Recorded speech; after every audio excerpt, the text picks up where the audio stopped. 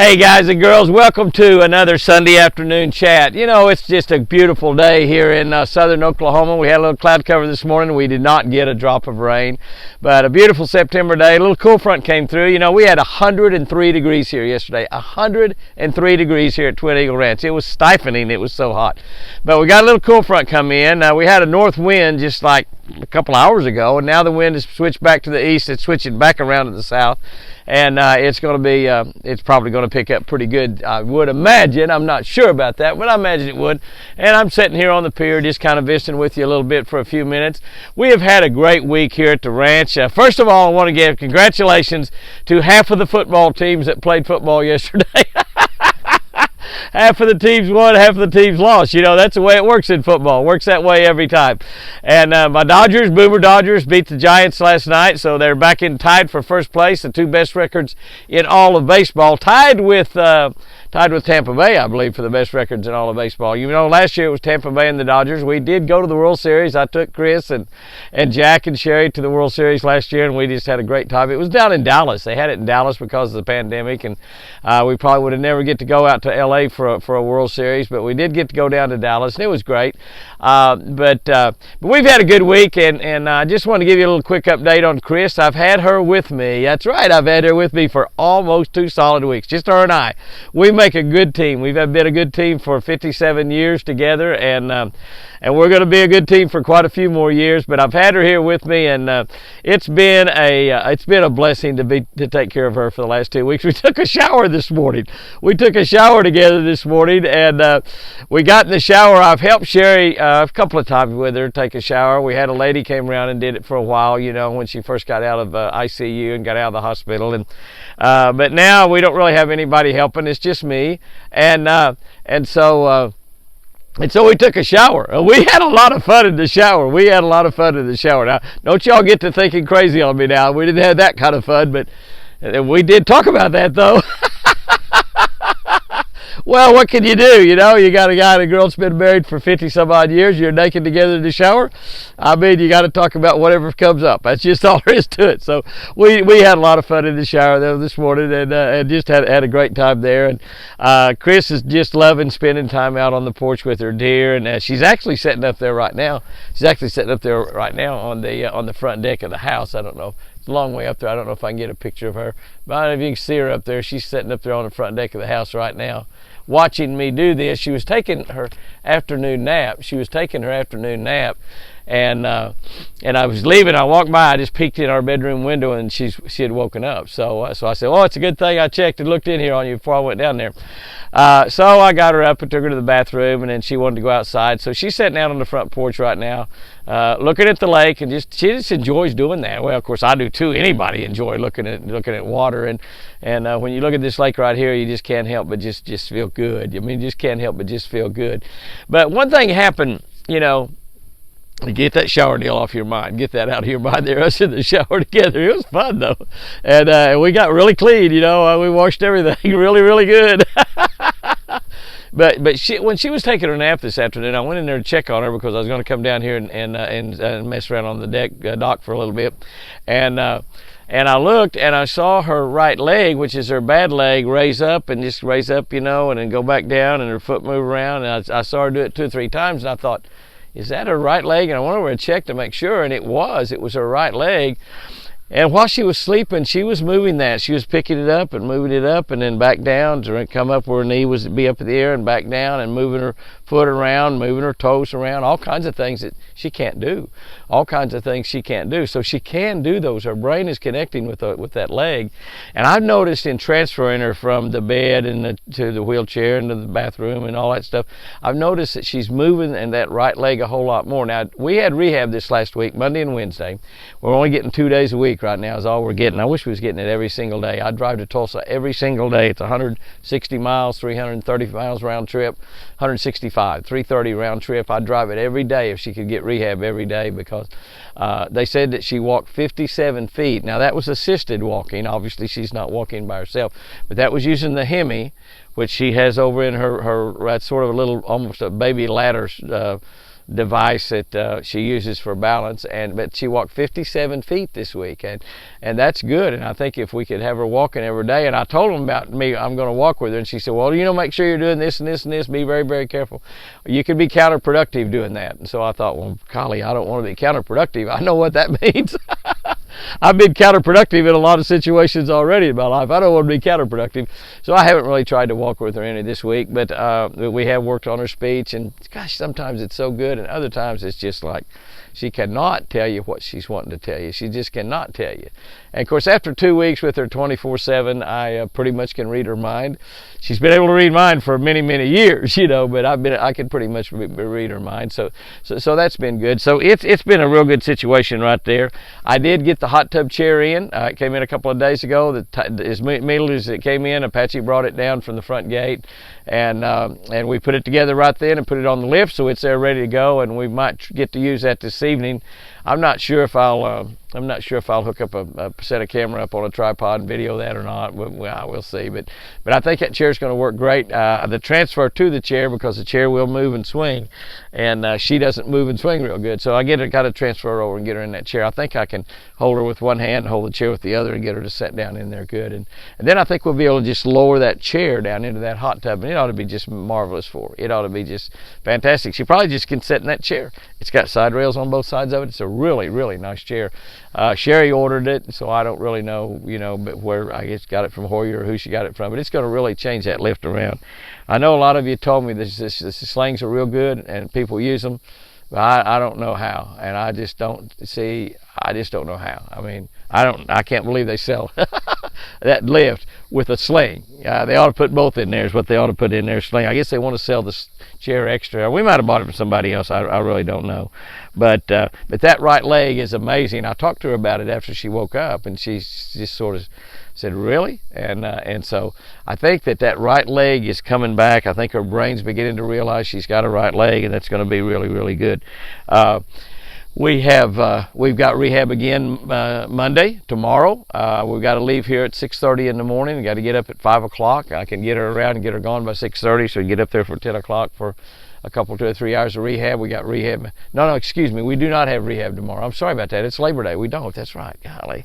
I have a hard time remembering what day it is, to be honest with you. But so we don't have it till Wednesday, and it's not till 1 o'clock, so we don't really have to leave here until about 9:30 on Wednesday, so that's really, really good. But being with her for the last 2 weeks, like I said, 24/7, it's just been such a blessing, and it's been challenging. It's had fun. We've laughed, we've talked, we've sang songs, we've done all kinds of things. But listen to me, last night, and this is another sign I think that is good. Last night she watched the Dodger ball game. It didn't start until 8 o'clock.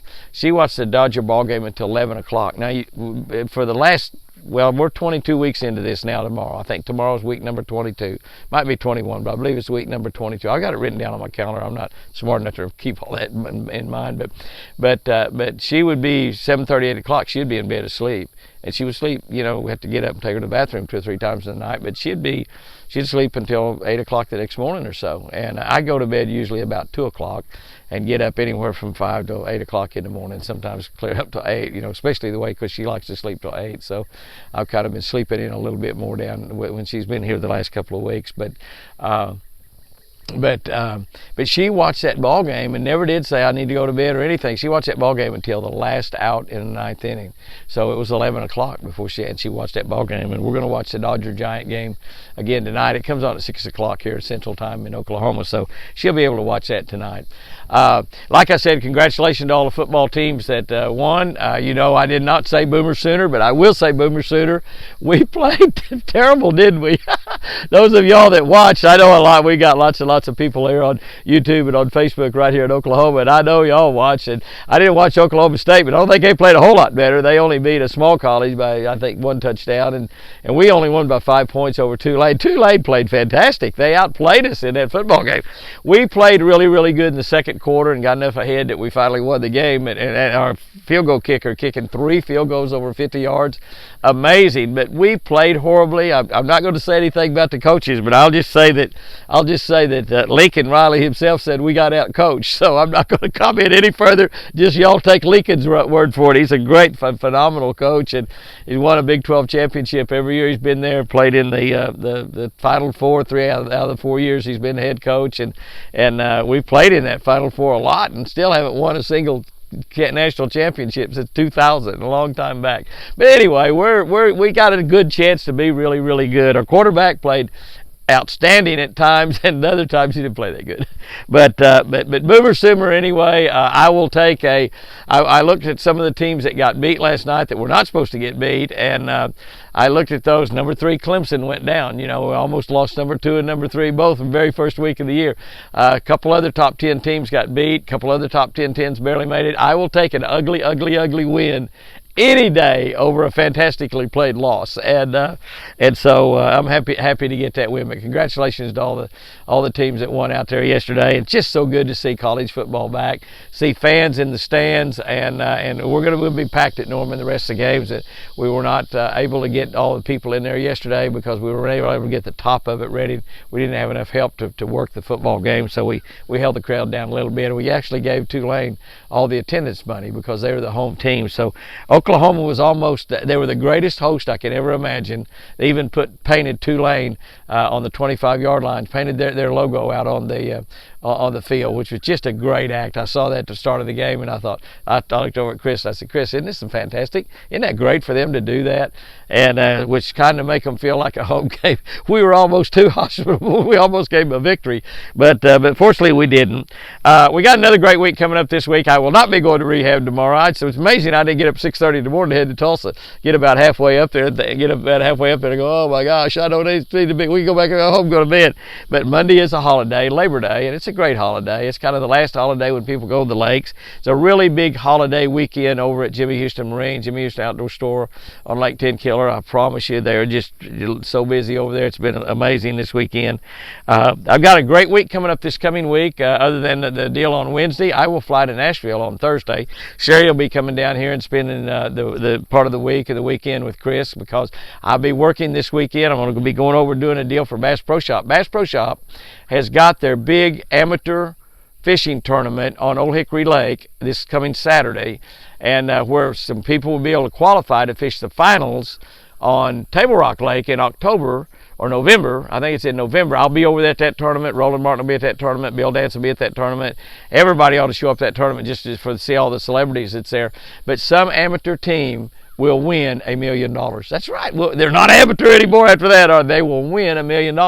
You know how long it took me to win $1 million in bass fishing? It took a lot of years, Some team will do that there in one weekend in November on Table Rock Lake. Will win $1 million. The winning team will win $1 million. But they're having their tournament, the qualifying round tournament. There's one in October on Grand Lake, and I will be there at that also. So anywhere around close to Grand Lake, come over and visit with me there. I'll be there probably both Friday and Saturday for that tournament. But I'll be going over to Old Hickory Lake, Sanders Ferry. I'll be at Sanders Ferry Friday. I'll be in there about noon, and we're going to have festivities all day long. The tournament is not till the next day. We'll be having a captain's meeting and stuff. My buddy Roland Martin is coming up from Florida also. He'll be in there sometime Friday afternoon, but I think Johnny Morse himself is planning on being there. Johnny Morse, the founder of Bass Pro Shop, I believe that Johnny's planning on being there. So I'm not positive of that, but I think that I've heard a little bird tell me that Johnny Morse himself is going to be there. So, but if he's not, Roland and I will take care of you. So, we're liable to give you some free stuff. But it's going to be a great event there at Sanders Ferry on Old Hickory Lake. Then at I guess that's Hendersonville. Is that Hendersonville? Is that right? God, I've been there so many times. I think that's what it is. Tennessee. But anyway, right there on Old Hickory Lake. And so if you're anywhere around in that area, come by and visit us. You'll see two of your favorite YouTube people there and Facebook people, Roland Martin and myself, and there'll be some other celebrities there too, I'm sure. Being in Nashville, I wouldn't be surprised what country music stars might show up. The guy that wrote my theme song, Eddie Reasoner, might even show up. Eddie Reasoner lives on Old Hickory Lake. He fishes that lake all the time, and I'm going to let him know I'm there because he'll usually come by and visit. He's a good friend of Roland's also. He's fished with Roland on television, fished with me on television. Eddie he is the country music star that wrote and sang Chunkin' and Windin', the theme song for Jimmy Houston Outdoors for the last 45 years. 45 years, that's right. But anyway, I'll be there Friday. I'll be flying out of Nashville and coming back to Oklahoma early Saturday morning because I will be in Macalister, Oklahoma. That's right, Macalister, Oklahoma, at a big church event on Saturday evening. And I swear I just don't have the information of where we will be. I'll try to get that up and get it posted up on our Facebook sometime this week. But the event starts at 5 o'clock. I know that. And we're going to be feeding people. We'll have a big feed there, and then I'll speak after we get through eating. But it's going to be a great event. It's going to be a great event. Clint Riddle, my buddy who works for Nichols Marine, I think he runs the Nichols Marine down there in Macalister, Oklahoma. There's Nichols Marine in Tulsa and Oklahoma City too. They're great ranger dealers, and just really good ranger dealers. So you need a ranger boat, there's some good people to buy them from, I guarantee you. And but Clint, I think he runs that store down there, but he's kind of the one that got involved with me and got me to come down there and speak at their event. But it's a men's event. I don't know if it's men's, women, children, everybody, but I know it's going to have fun. But y'all check that out there in Macalister. I'll try to get some information up on Facebook in the next day or two about that. But I'll be there. That starts at 5 o'clock Saturday evening. 5 o'clock this coming Saturday, September 11th. September 11th, the 20th anniversary of 9/11. The 20th anniversary of 9/11. And I was flying on an airplane the very next day. Of course, that airplane didn't fly. I flew on 9/11 for the first 6 or 7 years after 9/11. And I'll tell you a little funny story right now before I get off of here. This thing's rambling on. But I was flying down to Texas to do a deal for the Texas Parks and Wildlife Department, which is an incredibly great Parks and Wildlife Department. And I was flying down there on 9/11, and we were in the air, and I hadn't even thought about the fact that it was 9/11. The hard thing for me to fly was like right after 9/11. Well, that was really difficult, and I'll tell you that story someday. But we were on the airplane. It was fine. I was heading down to either Dallas or Houston. I think I was flying to Houston from Tulsa. And we get there, and the pilot came on the air, and he said, in 3 minutes will be the exact time when the first plane hit the World Trade Center in New York. And in 3 minutes will be the 1-year anniversary of that. And so in 3 minutes, I'm going to announce it, and I would like everybody to have a minute of total silence on this airplane in remembrance of that. And I'm thinking, duh. I hadn't even thought about the fact that was happening. That was a year anniversary, and I thought, oh my gosh, I'm scared of this. This plane's going to blow up maybe in 3 minutes.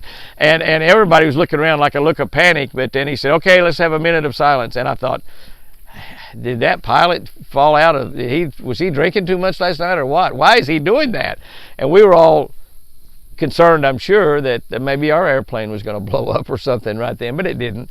And but it wasn't a very smart move by the pilot. But I flew for I think the first 6 or 7 years after 9/11 on 9/11, and the last 2 or 3 years I haven't flown on 9/11, but I will be flying on 9/11, the 20th anniversary of 9/11. I'll be flying from Nashville down to Atlanta, and then on to Oklahoma City. I have a really early airplane that morning, and beat it at Macalister that night. So that's what I'll be doing on 9/11 is flying, having a couple airplane flights on Delta. I hope they upgrade me. I've got a couple million miles on Delta, so I've got a permanent gold membership or platinum membership or something that I've qualified for. But I get upgraded occasionally. Hope I'll get upgraded on that flight Saturday morning from Atlanta to Oklahoma City. They got seats left on it right now. They don't have any seats, first class seats going down, but they do have first class seats coming back. So maybe Delta will upgrade me to first class. That would really be nice. But anyway, that's what I'll be doing this coming week. We've got I'll be taking care of Chris all week. Sherry will be down, which will be great. I haven't seen Sherry in 2 weeks either. I've been talking to her on the phone every day. She calls and checks on her mama, as does the other kids also. Jamie was here last Sunday afternoon and Monday. It was so great to have Jamie. He stayed and fished here at the lake. I left early that morning at 6:15 or 6:30 and went to Tulsa. Jamie came out and went fishing, caught 22 bass. He said in about an hour and a half. Put my Tracker 175 in the water that I keep in the dock over there. You can see that Tracker 175 sitting over there. We've seen it a lot. We've had it. It gets in the background quite a bit, but we've got that Tracker 175 sitting over there, and he took it out and caught 22 bass. He sent me some pictures. And he did really, really, really good. So I did have another buddy. I did have another buddy come down and, well, let's see, that wasn't this week, that was last week. My weeks go by real fast. But anyway, I haven't got to fish any since the first couple of days in August. I did catch a couple fish off the deck down here. I'll slip down here sometime when Chris is taking a nap, but it won't be long, guys and girls, until we have Chris back out here with us. So I'm going to get off of here. I just had not a whole lot important to talk about, but a lot of things. I wanted to let you know that right leg is responding. I'm so excited about that. You know me, I'm constantly looking for positive things in everything that I do. Be positive out there tomorrow and you'll have a better day. When you get up, don't be thinking about how your muscles hurt and your arthritis is messing up in your hand. Mine hurts on both hands. Don't be thinking about that. Think about the fact that I can use both of those hands. Think about the thing that I can get up and walk. I can go brush my teeth without any help. I can get up and go to the bathroom. You know, I have to get up and go to the bathroom several times a night myself, and I've got to try to get it timed where I can get up and go when I got to take Chris, but it doesn't work that way all the time. Be thankful you can get up and go to the bathroom 3 or 4 times during the night, guys. You guys that are a little older like myself, I know you're having to do that. I know you have to do that. So be thankful that you've got, be thankful you can do all that. Be thankful that you can breathe. Be thankful that you can breathe. There's a song out right now that says, Lord, I thank you. I can breathe. I'm breathing. I can thank, Lord, I thank you. I'm breathing. Lord, I thank you. I'm breathing. And the girl just says that over and over and over. And you know, without God, we don't have the very next breath. So be positive about your life, no matter what it is, no matter what bad things are happening. Be positive at it. Keep your faith strong. When fear tries to grab a hold of you, and I know we got this Delta variant or whatever going around right now, and people worrying about that. When fear tries to grab you, just hit that fear right in the mouth and count on God and have faith in God, and He will take care of you. Guys and girls, go out there and have you a great week today, and remember, Holly, I sure do love you.